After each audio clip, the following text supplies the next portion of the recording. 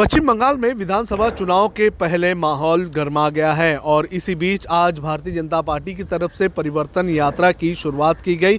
ये यात्रा नादिया के नवद्वीप से शुरू हुई और इसकी अगुवाई की गई राष्ट्रीय अध्यक्ष जेपी नड्डा की तरफ से।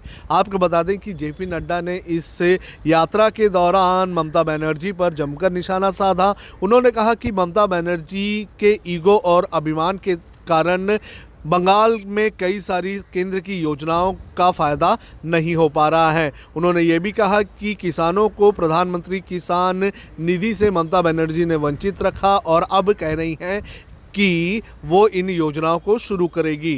जेपी नड्डा ने ये कहा कि अब पछतावे होत का जब चिड़िया चुग गई खेत। साथ ही साथ उन्होंने ये कहा कि जब पश्चिम बंगाल में जय श्री राम के नारे लगते हैं तो ममता बनर्जी को गुस्सा आता है।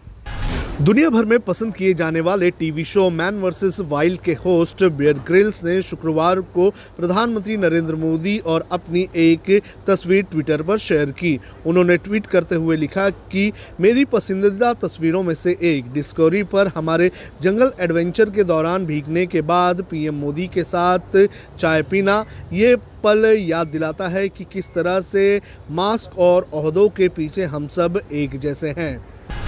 कृषि कानूनों के खिलाफ चल रहे किसान आंदोलन पर बॉलीवुड के दिग्गजों की चुप्पी पर नसीरुद्दीन शाह ने तीखा हमला किया है।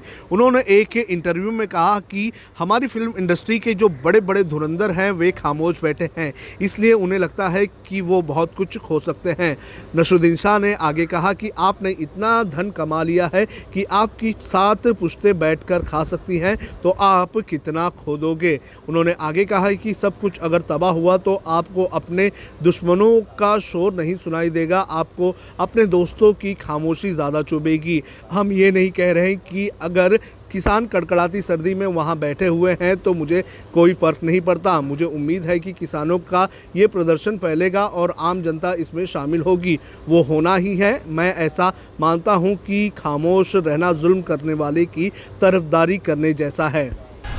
टाटा ग्रुप के पूर्व चेयरमैन रतन टाटा को भारत रत्न देने की मांग उठ रही है। इसके लिए सोशल मीडिया पर #भारत रत्न फॉर रतन टाटा कैंपेन चलाया जा रहा है।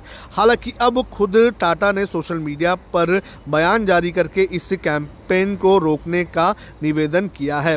रतन टाटा ने अपने सोशल मीडिया अकाउंट पर लिखा है कि सोशल मीडिया पर एक तबके के लोगों की ओर से मुझे एक अवार्ड देने की मांग उठ रही है। मैं आपकी भावनाओं की सराहना करता हूं, लेकिन विनम्र अपील करता हूं कि ऐसे अभियान बंद कर दिए जाएं। मैं भारतीय होने और भारत के विकास और सफलता में योगदान देने के लिए खुद को भाग्यशाली मानता हूं। केंद्र के कृषि कानूनों के खिलाफ किसानों के आंदोलन के बीच अकाली दल ने प्रधानमंत्री नरेंद्र मोदी से इन कानूनों को रद्द करने का आग्रह किया है। शिरोमणि अकाली दल के नेता और पंजाब के पूर्व उप मुख्यमंत्री सुखबीर सिंह बादल ने शनिवार को कहा कि प्रधानमंत्री नरेंद्र मोदी को देश की आवाज़ सुननी चाहिए और कृषि कानूनों को रद्द करना चाहिए। समाचार एजेंसी ANI के मुताबिक अकाली नेता सुखबीर सिंह बादल ने कहा कि मैं प्रधानमंत्री मोदी जी को कहना चाहूंगा कि देश की आवाज़ सुने, देश के किसानों की बात सुननी चाहिए और जल्द ही ये 3 कानूनों को रद्द कर देना चाहिए। अब खबरें पाइए सबसे पहले हमारे मोबाइल न्यूज एप्लीकेशन पर। एंड्रॉइड या iOS प्लेटफॉर्म पर जाइए, HW न्यूज नेटवर्क को सर्च कीजिए, डाउनलोड कीजिए और अपनी सुविधानुसार भाषा का चयन कीजिए।